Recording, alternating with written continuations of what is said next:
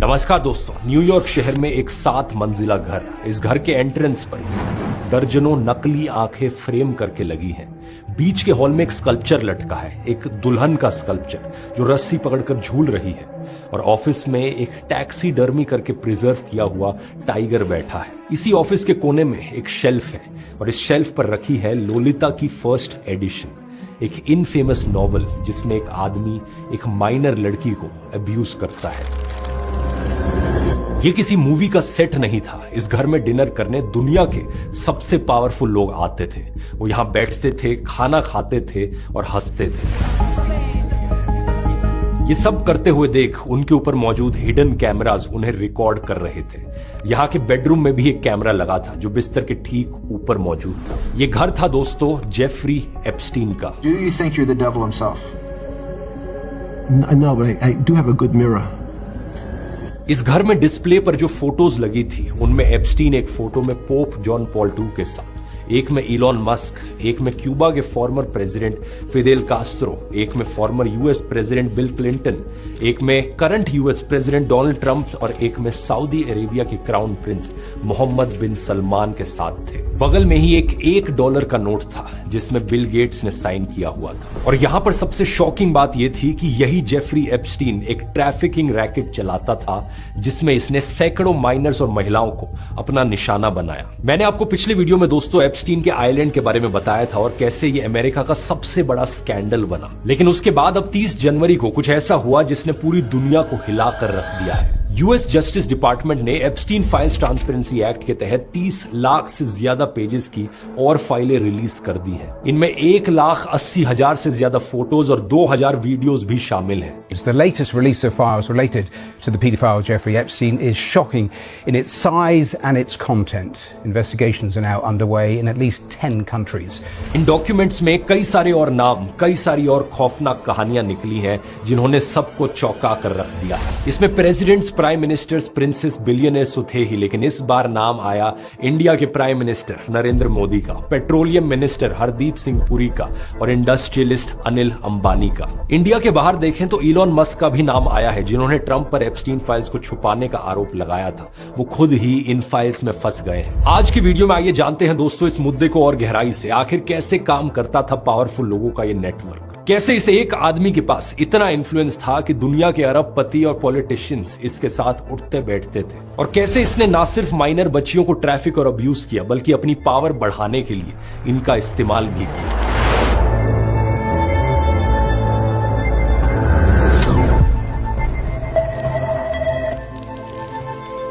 पिछले वीडियो में मैंने बताया था कि कैसे जेफरी एप्स्टीन एक कॉलेज ड्रॉप आउट था जो बच्चों को मैथ्स पढ़ाता था। फिर अचानक से वो न्यूयॉर्क के सबसे एक्सपेंसिव घर में रहने लगा, प्राइवेट जेट्स में उड़ने लगा और अरबपतियों का फाइनेंशियल एडवाइजर बन गया। ये सब कैसे पॉसिबल हुआ आखिर? इसका जवाब है लेस्ली वेक्सनर, एक ऐसा शख्स जो अमेरिका के सबसे अमीर लोगों में से है, जो विक्टोरिया सीक्रेट और बाथ एंड बॉडी वर्क्स जैसी कंपनीज का मालिक है। 1980s में वेक्सनर ने एप्स्टीन को अपना फाइनेंशियल एडवाइजर बनने के लिए हायर किया था, लेकिन दोनों के बीच दोस्ती इतनी बढ़ी कि बाद में वेक्सनर ने एप्स्टीन को अपनी पावर ऑफ अटॉर्नी दे दी और फिर वेक्सनर ने एप्स्टीन को न्यूयॉर्क का वो आलीशान घर दिया जिसके बारे में मैंने वीडियो के शुरू में बात करी थी। इस घर का एड्रेस 9 ईस्ट 71st स्ट्रीट, ये बंगला मैनहट्टन का सबसे बड़ा प्राइवेट रेजिडेंस है। इसमें 40 लग्जरी कमरे हैं और इसकी वैल्यू करोड़ों डॉलर्स में है, लेकिन वेक्सनर ने यह घर एप्स्टीन को लगभग फ्री में दिया। Official transfer price $0। 2019 में जब स्कैंडल सामने आया, एप्स्टीन की सच्चाई दुनिया को पता लगी, तब वेक्सनर कहते हैं कि एप्स्टीन ने उनसे वास्ट सम्स मिस अप्रोप्रिएट किए। लेकिन हैरानी की बात देखिए कि सालों तक वेक्सनर ने कोई कंप्लेन नहीं की थी एप्स्टीन के खिलाफ और ना ही एप्स्टीन पर कोई लीगल एक्शन लिया। एप्स्टीन के पास पैसा था, घर था, प्राइवेट आइलैंड था, लेकिन उसके पास कुछ और भी था जो उसे अनटचेबल बनाता था। विक्टिम मारिया फार्मर ने टेस्टिमनी दी कि एप्स्टीन के मैनहट्टन घर में एक मीडिया रूम था। इस रूम में दीवार पर बहुत सारे मॉनिटर्स थे और इन मॉनिटर्स पर हिडन कैमरास का लाइव फीड आता रहता था। मारिया के मुताबिक इन स्क्रीन्स पर दिखता था toilet, toilet, bed, bed, toilet, bed. With the men monitoring everything more. Toilet, toilet, bed, bed, toilet, bed. I am never going to use the restroom here. यानी कि हर बेडरूम में कैमरा, हर बाथरूम में camera. 2005 में जब police ने Epstein के Florida वाले घर पर रेड मारी तो वहां भी उन्हें हिडन कैमरास मिले थे। और 2019 में जब FBI ने मैनहट्टन वाले इस घर पर रेड मारी तो उन्हें एप्स्टीन की सीडीज भी मिली। ताला लगाकर छिपी हुई सेफ में रखी सीडीज, और इन सीडीज पर लेबल्स लगे हुए थे। हर एक सीडी पर लिखा था young bracket name plus bracket name. पहला नाम किसी माइनर का था और दूसरा नाम किसी और का था। इसी को लेकर अब कुछ लोगों का कहना है कि यही एप्स्टीन का असली बिजनेस था। पावरफुल लोगों को गलत काम करते हुए रिकॉर्ड करना, सीक्रेटली उनके वीडियोस बनाना और बाद में उन सीडीज का इस्तेमाल करके उन्हें ब्लैकमेल करना। सालों तक बहुत से सेलिब्रिटीज और बड़े बड़े लोग डिनाई करते रहे कि मैं कभी एप्स्टीन के आइलैंड नहीं गया। By the way, I never went to the island. कहते रहे कि मेरा एप्स्टीन से कोई लेना देना नहीं है। I have nothing to do with Jeffrey Epstein. लेकिन 30 जनवरी 2026 को जो ये फाइलें रिलीज हुई, इसमें बहुतों की बातें झूठी साबित हुई। नए डॉक्यूमेंट्स में पता चलता है कि सर्गी ब्रिन, गूगल के को फाउंडर, दुनिया के सबसे अमीर लोगों में से एक, ये एप्स्टीन के आइलैंड पर गए थे। एक विक्टिम ने भी टेस्टिमनी दी थी कि 1 जनवरी 2007 को उसने आइलैंड पर ब्रिन और उनकी फियोन्से को देखा था। एप्स्टीन के फॉर्मर बोट कैप्टन ने भी कंफर्म किया कि उसने ब्रिन को आइलैंड पर 1 से ज्यादा बार देखा था। जब जून 2025 में इलॉन मस्क और डोनाल्ड ट्रंप के बीच पब्लिक फाइट चल रही थी, तब मस्क ने ट्वीट करके कहा था, time to drop the really big bomb. Trump का नाम एप्स्टीन फाइल्स में है, इसलिए वो फाइल्स रिलीज नहीं हो रही हैं। लेकिन जनवरी 2026 में जब नई फाइलें रिलीज हुई तो आयरनी देखी, इलॉन मस्क का नाम खुद इन एप्स्टीन फाइल्स में था। 2012 से लेकर 2013 के बीच में कम से कम 16 ईमेल्स एक्सचेंज हुई इलॉन और एप्स्टीन के बीच में। नवंबर 2012 इलॉन एप्स्टीन से पूछते हैं कि क्या वो एप्स्टीन के आइलैंड पर आ सकते हैं। इलॉन ने लिखा, what day night will be the wildest party on your island. इसके बाद दिसंबर 2012 में इलॉन लिखते हैं, do you have any parties planned? I have been working to the edge of sanity. I really want to hit the party scene and let loose. 2014 में Epstein के calendar में entry तक थी जिसमें लिखा था, reminder, Elon Musk to island December 6th। Is this still happening? Question mark. दोस्तों, अगर आपने नोटिस किया हो तो एप्स्टीन की पूरी कहानी सिर्फ 2 ही चीजों पर टिकी है, इंफॉर्मेशन और एक्सेस।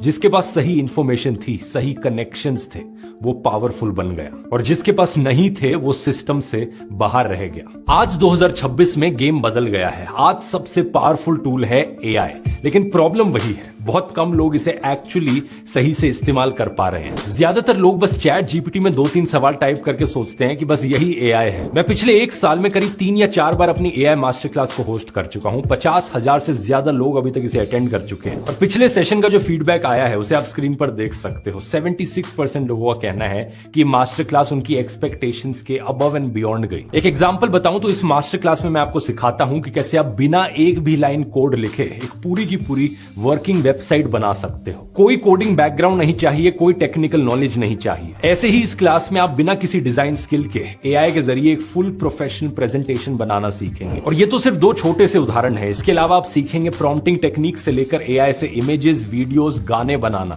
रिपोर्ट्स बनाना, प्रोडक्टिविटी हैक्स, 25 से ज्यादा एआई टूल्स मैं पर्सनली लाइव आकर आपको सिखाऊंगा। ये 3 घंटे की लाइव वर्कशॉप खास तौर पर नॉन टेक्निकल लोगों के लिए मैंने बनाई है, students, professionals, creators, business owners, और इसकी कॉस्ट है सिर्फ 2 मूवी टिकटों जितनी। अगला सेशन 15 फरवरी को शाम के 7 बजे हो रहा है। अगर उस टाइम पर आप अवेलेबल नहीं हो तो अगले 7 दिन तक रिकॉर्डिंग भी देख सकते हो।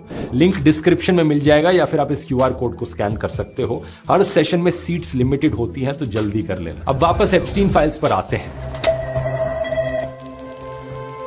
एप्स्टीन केस की सबसे ड्रामेटिक डाउनफॉल की कहानी है दोस्तों ब्रिटिश रॉयल फैमिली के प्रिंस एंड्रयू की। एक विक्टिम वर्जीनिया ग्यूफ्रे ने कहा कि उनको 17 साल की उम्र में 3 बार प्रिंस एंड्रयू ने रेप किया था।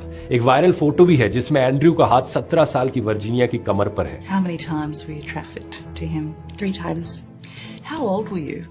I believe I was 17. और अभी लेटेस्ट रिलीज में प्रिंस एंड्रयू की एक और महिला के साथ फोटो मिली है। फरवरी 2022 में एंड्रयू ने वर्जीनिया के साथ एक लॉ सूट भी सेटल किया था जिसमें वर्जीनिया को 12 मिलियन पाउंड्स दिए गए। लेटेस्ट रिलीज फाइल्स में भी एंड्रयू का नाम कई बार आता है। 2010 की इमेज, एप्स्टीन ने ऑफर किया कि वो एंड्रयू को एक 26 साल की सुंदर रशियन औरत से मिलवा दे। एंड्रयू रिप्लाई करते हैं कि वो डिलाइटेड होंगे। एक ईमेल में एंड्रयू एप्स्टीन के साथ बकिंगम पैलेस में डिनर करने की भी बात करते हैं। सबसे शॉकिंग बात यहां पर यह है है कि जिस औरत ने एंड्रू को अक्यूज किया था, वर्जीनिया, वो अप्रैल 2025 में आत्महत्या कर लेती है।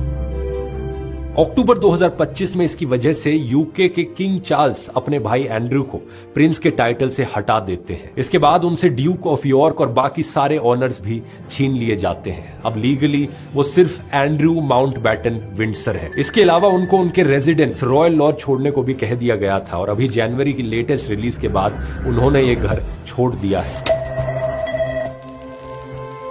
सितंबर 2019 में जब वॉल स्ट्रीट जर्नल ने बिल गेट्स से पूछा था कि क्या उनका जेफरी एप्स्टीन से कोई संबंध है, तो उन्होंने कहा था कि वो एप्स्टीन से मिले थे लेकिन कोई बिजनेस रिलेशनशिप या फ्रेंडशिप नहीं थी। लेकिन न्यूयॉर्क टाइम्स की रिपोर्ट देखिए, 2011 के बाद बिल गेट्स ने एप्स्टीन के साथ कई बार मुलाकात की थी, कम से कम 3 बार उनके मैनहट्टन के घर पर। मार्च 2013 में गेट्स ने एप्स्टीन के प्राइवेट प्लेन में भी ट्रैवल किया था, लेकिन 2011 में एप्स्टीन ऑलरेडी एक पब्लिकली नोन कॉन्विक्टेड ऑफेंडर थे। जब 2021 में जाकर बिल गेट्स का डिवोर्स होता है अपनी पत्नी मेलिंडा गेट्स के साथ, तो उसमें बिल गेट्स का एप्स्टीन कनेक्शन एक मेजर रीजन बताया जाता है। जनवरी 2026 की रिलीज में और भी डिस्टर्बिंग चीजें मिली हैं। एप्स्टीन ने खुद को जुलाई 2013 में ड्राफ्ट ईमेल्स लिखे थे जिनमें गेट्स के बारे में एक्स्ट्रा मैरिटल अफेयर की अनवेरिफाइड एलिगेशंस थी। हालांकि बिल गेट्स के एक रिप्रेजेंटेटिव ने इन एलिगेशंस को एब्सोल्युटली अब्सर्ड और कंप्लीटली false बताया है। Apparently, Jeffrey wrote an email to himself. That email was never sent. The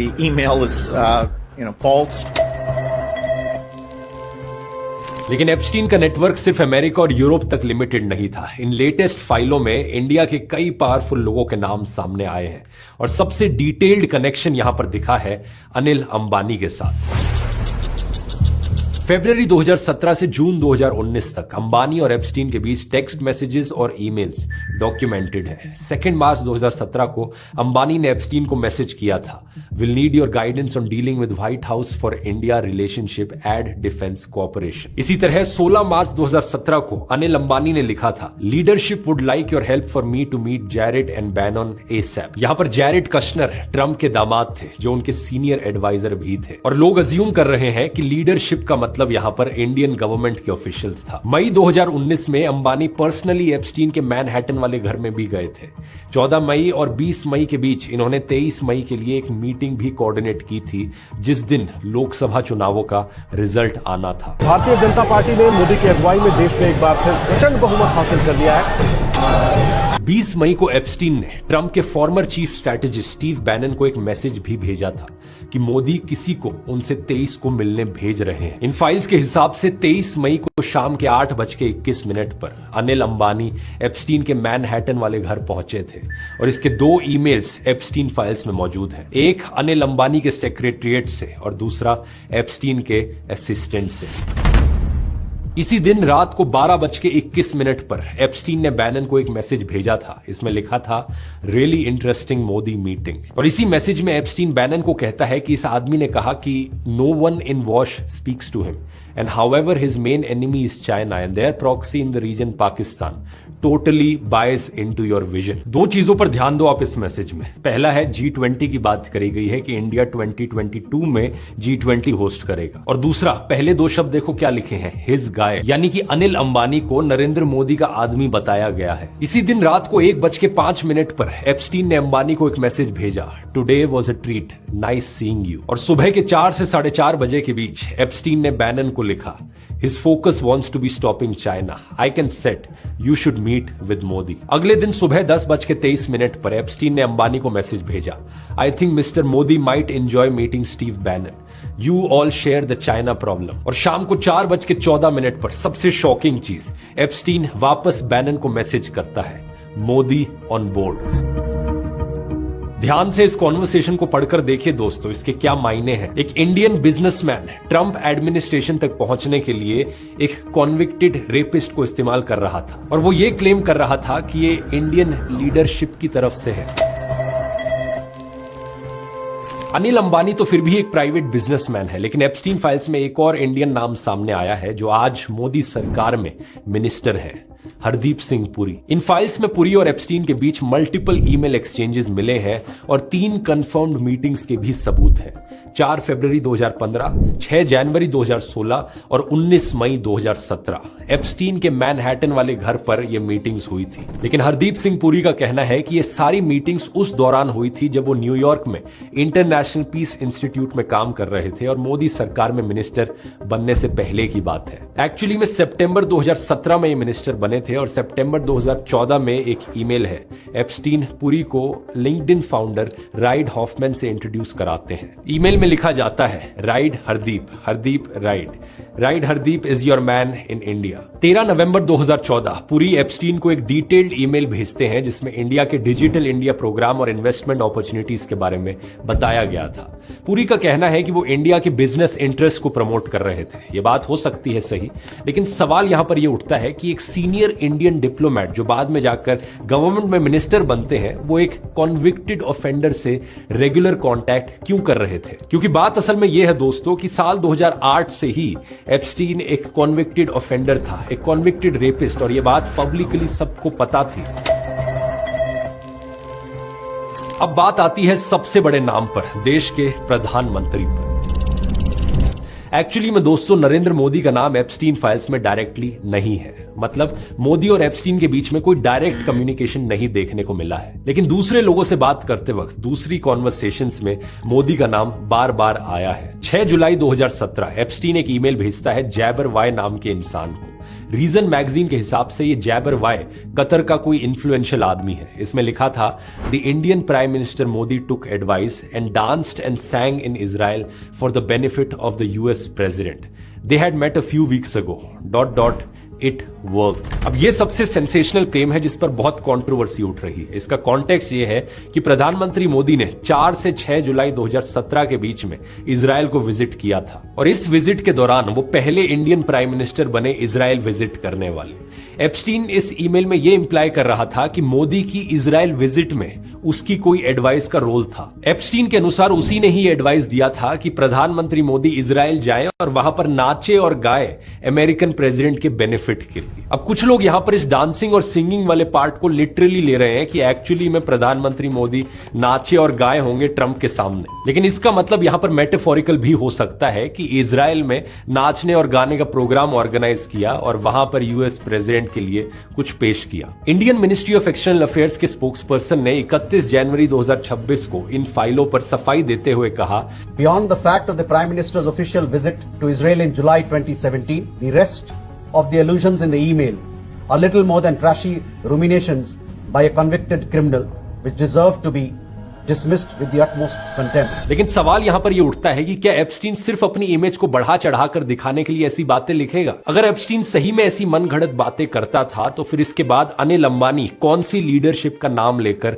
उससे मिलने गए थे? और अमेरिकन प्रेसिडेंट की बात करते हुए डोनाल्ड ट्रंप का नाम इन फाइलों में कम से कम 4500 डॉक्यूमेंट्स में आता है।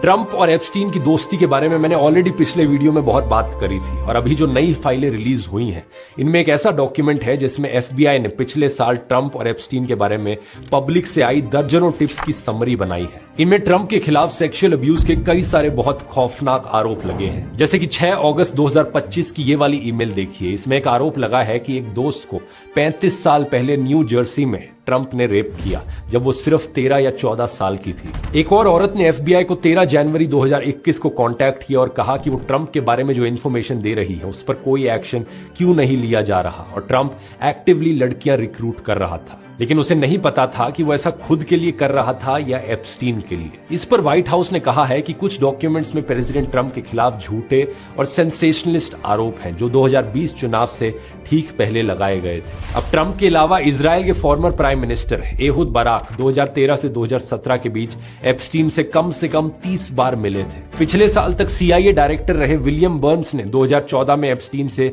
3 बार मीटिंग की थी। हावर्ड लटनिक जो अब ट्रंप एडमिनिस्ट्रेशन में कॉमर्स सेक्रेटरी हैं, वो दिसंबर 2012 में एप्स्टीन के आइलैंड पर गए थे। ये लिस्ट बहुत लंबी है ट्रंप सरकार के अंदर जो लोग एप्स्टीन से मिले थे।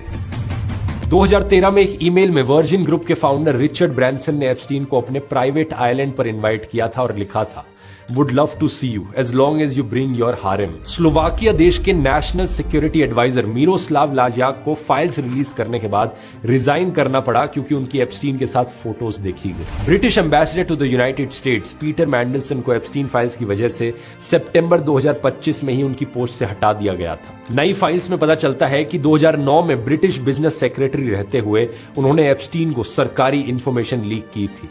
अब पुलिस ने उन पर क्रिमिनल इन्वेस्टिगेशन लॉन्च की है। दीपक चोपड़ा अमेरिका में रहने वाले एक वेलनेस गुरु और बेस्ट सेलिंग ऑथर एक ईमेल में एप्स्टीन को लिख रहे थे, God is a construct, cute girls are real. एक और ईमेल में दीपक